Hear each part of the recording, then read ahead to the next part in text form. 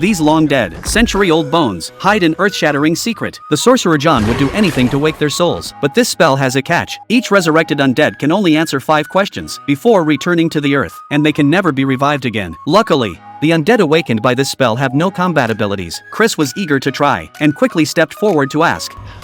Were you killed in the Battle of the Everhorse? Yes.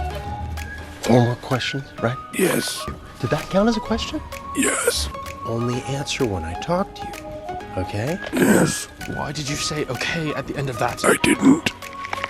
A team actually managed to gather all these geniuses at once. It was enough to give anyone chills. The group reluctantly had to continue searching for the next set of bones. The forcibly resurrected undead slowly sat up, breathing human air for the first time in 100 years. This time, Chris learned his lesson, and directly asked about the information on the Helm of Disintegration. The undead awakened by magic never hide anything. It turns out that 100 years ago, the barbarian tribe and the Fulong sect fought over the Helm of Disintegration, which could make one immune to all magic. On the endless wastes, though the barbarians outnumbered the enemies, they couldn't handle the fire-breathing dragon on the opposing side. The chieftain hurriedly ordered the fastest subordinate to take the helm away, but unexpectedly, the next second, it seemed this poor guy had no idea what happened next. Chris patted his shoulder, telling him to rest in peace, and then turned to open the next blind box. At this moment, John quickly reminded him, if they didn't finish all 5 questions, this set of bones would never rest again. Chris, feeling guilty, casually asked a few simple math questions. What's 2 plus 2?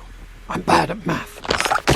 Thinking he'd done a good deed, Chris started picking the 3rd blind box, but the undead in front of him looked like they'd died a gruesome death. In their last memory, the battle was already going badly, so they picked up the helm, planning to retreat quickly, but it seemed they would have to keep digging. Unexpectedly, this guy died after getting out of the bathtub, because he lost his balance and fell to his death. He never even made it to the battlefield, and had no idea what the Helm of Disintegration was. The answers everyone worked so hard for were useless. Just when Chris was about to give up, they finally dug up the last soldier who had come into contact with the helm.